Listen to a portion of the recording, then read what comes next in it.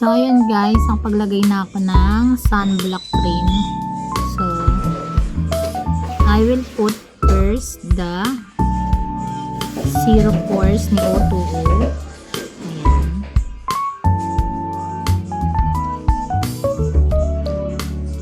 Try natin yung blur effect mo. Kung kakatanggal ba talaga siya ng mga pores. I mean, kung natatakpan niya talaga yung mga pores natin.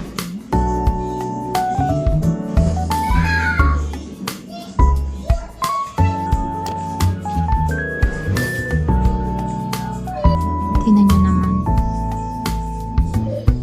Yung fingertips ko lang yung ginamit ko pero ang ganda naman niya. See that, mommy?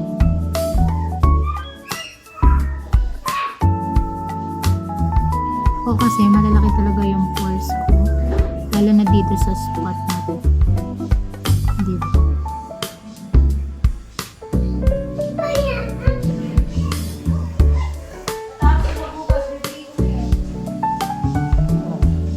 Look at that. O, diba?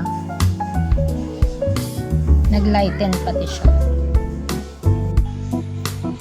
So, after natin i-apply yung primer, yung zero pores ni O2O, bale, ito naman ang gagamitin natin. Try natin kung totoo yung chismis na talagang nakukover niya yung mga kagaya nito na mga peklat, pimple marks, mga melasma.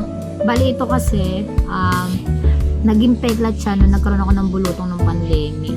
So, ayan, tingnan natin kung totoo makukover siya. So, ito, ang binili ko is yung N125 na ang shade ay nude beige. Yan. Testing natin siya kung talagang totoo yung chismis na makukover niya talaga lahat. Ito yung sa first, yung sponge niya. Ayan. Ang cute niya. Then, sa first layer is yung setting powder niya. Ayan. Then, ito na yung pinakang BB cream niya. Tingnan natin kung testing na natin siya, guys.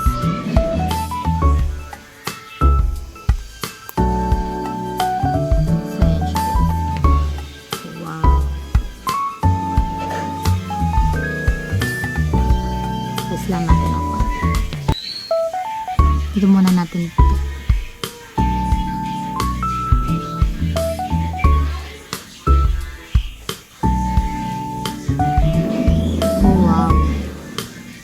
First coat pa lang, nag-blur na yung aking peklat.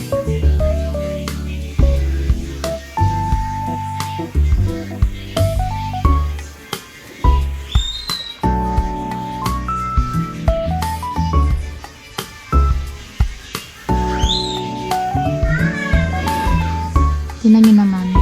Ito yung meron, ito yung wala. Wow. O, diba? First coat pa lang siya, pero hindi na masyadong visible yung mga peklat ko.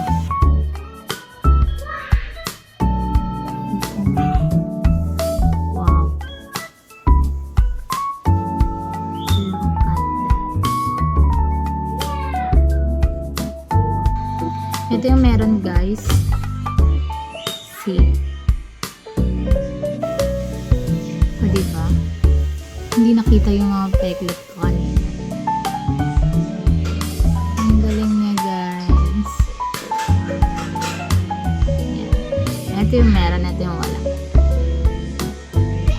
Diba? Visible pa yung mga marks niya. Testing naman natin pag naka-all set na siya. So, ito na guys yung finished product niya.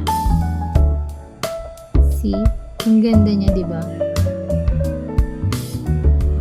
Na-cover niya talaga yung mga mga peklat ko. Tapos hindi nakita yung mga pores na malalaki. Diba? Wow.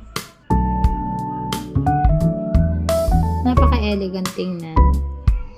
Kahit simpleng-simple lang yung pagkaka-makeup natin. Ang Ang ganda niya. Ang ginamit ko nga pala na shade sa labi ko is M17. Ayan. Ang laging out of stock natin na M17.